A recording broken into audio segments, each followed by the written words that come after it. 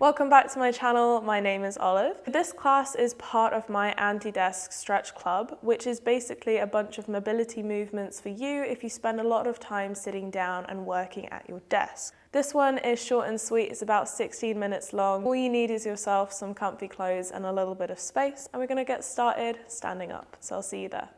We're going to start with some rotation for the spine. So to start with, just have your feet about hip distance apart. Let the arms relax, let them be by your side. And you're going to think about rotating through the middle of the torso to the right. Lift up the heels as you do, rotate to the left. Lifting up the heels just so we're not awkwardly twisting into the knees. And as you start to find a bit of momentum, you'll notice that your arms begin to naturally swing with you.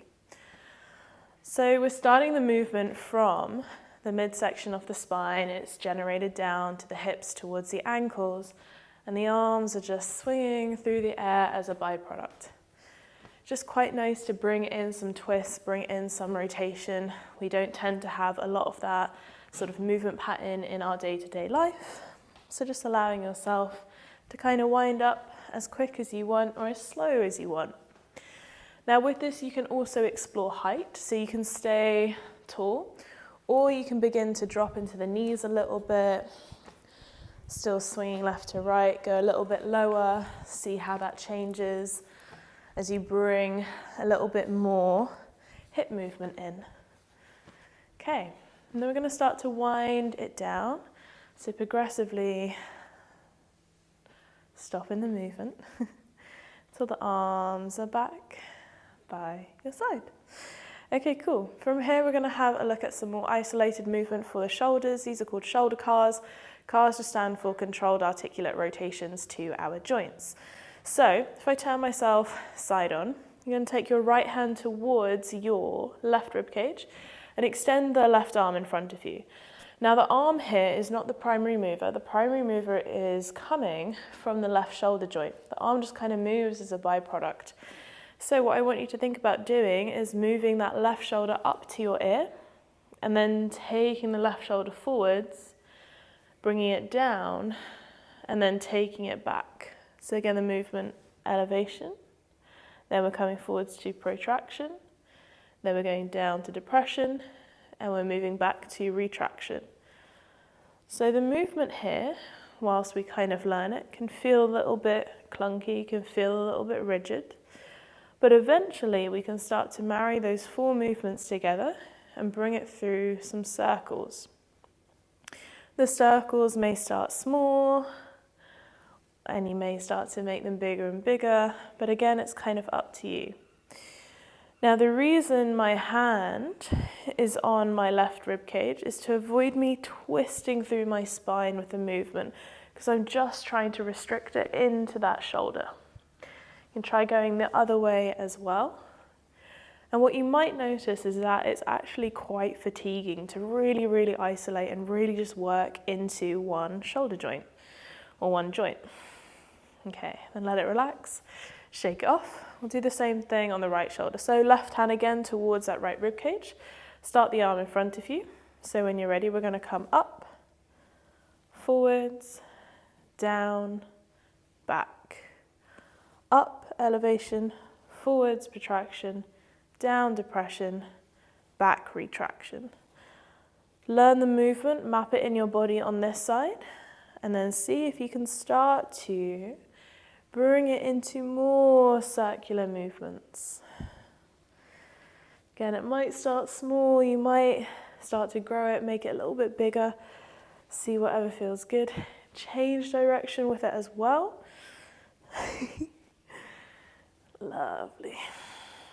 Again, just coming back to face the camera, try not to twist too much through the rest of your spine. Again, we're just trying to isolate it into the shoulder. Lovely. You might notice some crunches. It's okay. Beautiful. And then relax and shake it all off. All right, lovely. Our next movement, we're going to come into some hip aeroplanes. So this is an isolated movement looking at internal and external rotation for our hip joints. You can do it as a balance, but I would recommend doing it by holding a wall or holding a chair in front of you. But for the purpose of this, I'm going to do it with a balance. So we're going to bring the weight onto our left foot And our right leg is going to extend behind us.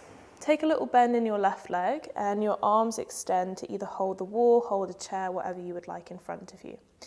What I want you to think about is a laser beam from your belly button going all the way down to the ground. Now this laser beam is now going to rotate and shine towards the right hand side. So I rotate, open my belly button towards the right, and then it's going to shine back down towards the ground or towards the left foot, and then I'm going to turn it to rotate and shine towards the left hand side. So again, I rotate it all the way out towards the right, bring it back down to face the ground, and then turning it inwards. So again, this time the primary mover is coming from the left leg. My right leg just kind of maneuvers itself as a little byproduct. Beautiful. Again, you could think about utilizing the entire left foot here, so trying to find weight distribution between the toes or arches and the heel of the foot. Let's go one more. And slowly release, come up and shake that leg off. You're obviously more than welcome to try it like doing it as a balance, but sometimes it can retract away from the movement we're trying to feel into the hips because we're worrying about the balance a bit more. All right, right foot, same thing, hinge forwards, little bend in the right leg, belly button shining towards the ground or laser beam, and then laser beam goes out towards the left hand side. Shine it back down towards the right foot and then twist it in towards the right. Again, shine it out and shine it back down. This is honestly one of my favorite movements for the hips. Again, looking at internal and external rotation for that joint, but it's also a real beautiful way to work in towards the glute muscle of the standing leg, the hamstrings, and the calf. Plus you get a lovely little twist into the top of your spine as well. And we love some twists. All right, let's go one more. And then release, come down and shake it out. All right, so taking your feet wider than hip distance, so thinking about a leg's distance between your feet. Relax the arms, we're going to come into big spiraling movements. So you're going to drop your shoulders towards the right, roll forwards, drop them to the left, pick it up. So these big circles.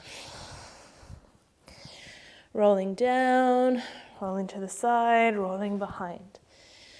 And allow the arms to be pretty loose, pretty relaxed here. You can change direction with it. Even start to bring the arms up and over, extending them. So they're kind of acting as an extension of your spine. You might get a real nice stretch towards the sides of the body.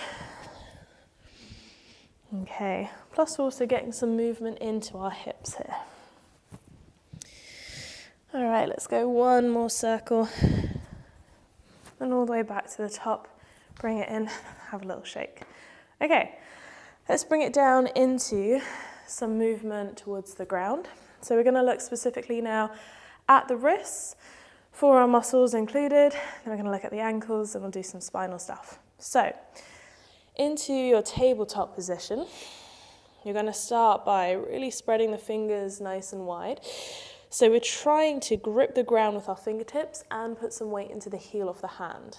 Just to begin with, I want you to rock into the heels, and then rock forwards into the wrist. Try to keep the arms straight just for this bit. So again, just rocking backwards and forwards, learning the weight distribution, what it feels like to load into the heel of the hand and then load forwards into the fingertips. Okay. Nice. And then from here, the next time you roll into your fingertips, keep the arms straight. Just lift the heel of the hand off the ground for a couple of seconds. Keep pushing through. And then relax the heel of the hand, roll back, lift the fingertips off the ground. Again for a couple of seconds. Nice. So we're just going to alternate between the two, rocking forwards, lift the heel of the hand for a couple seconds. So we're just trying to tap into the muscles towards the forearm, and roll back, lift the fingertips, and just bring in a little bit of active work for the wrists. Cool. And again, roll forwards, extend, and roll back, lift off. Beautiful. Let's go one more time each way. So just adding these isometric movements or holds just to kind of get the muscles engaging in a slightly different way. And then roll back and lift. Nice. Okay, relaxing. Turn the fingertips out to maybe about 45 degrees and just roll side to side. Maybe some movement that replicates the circular structure a bit more. And just kind of play around here. If you want to take the fingertips to different directions, if you would like to flip the hands over, just see intuitively what you're drawn to, what feels good for your wrists. Lovely. Okay.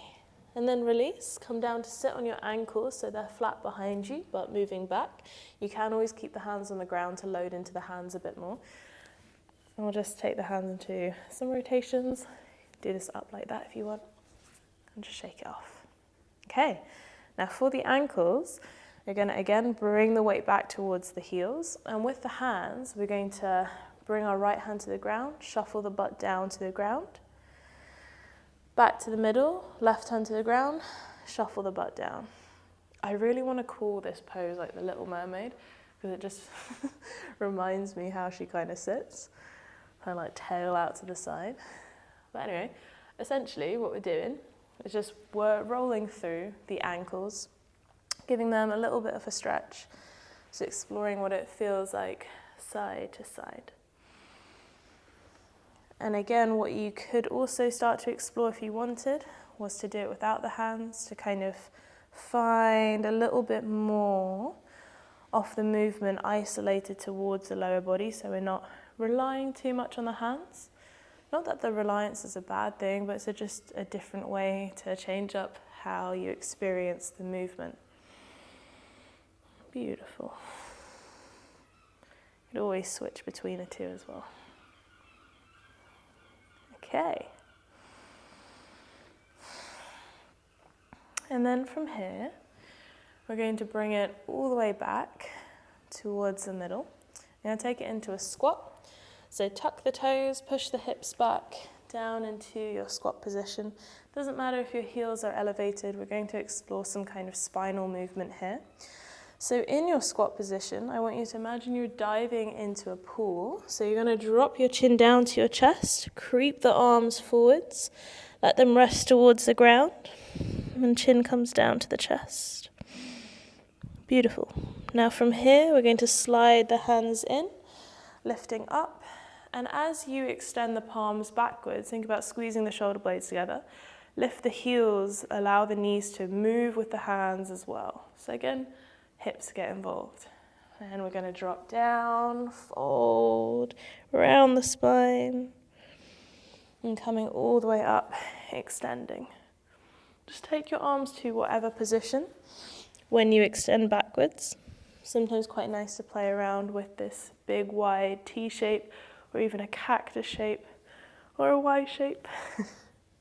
Beautiful. Okay, I'm going to create some add-ons here. As the heels drop, reach both arms now on a diagonal towards the left. Maybe you roll through the hips a little bit.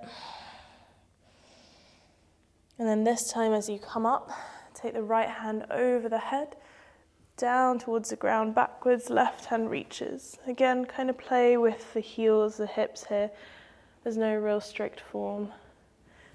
Then back to the middle. Reaching forwards. Extending, reaching back. Reach forwards on the diagonal to the right this time. And then follow that left hand up and over your head on the diagonal behind you, right hand reaching back. Again, just adding in some variety, adding in some twists. Just play around with this a couple more times wherever you would like to take it. Nice. Okay, and then from here, when you're ready, let's finish off with my favorite, coming into ragdoll.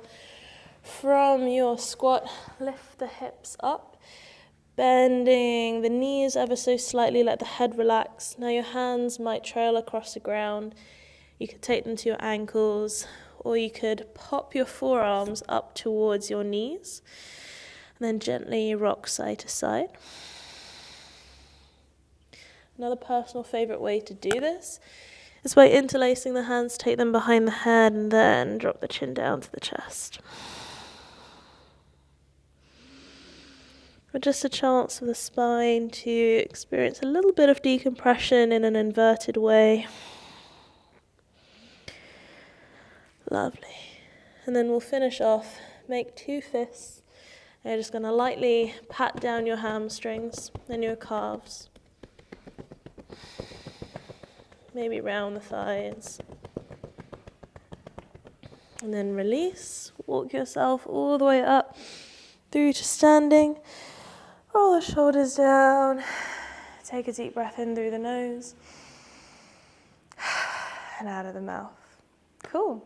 Well, I hope you enjoyed that little anti-desk stretch club / mobility session and your body feels good. If you have any comments or questions, let me know below and I will see you next time. Bye.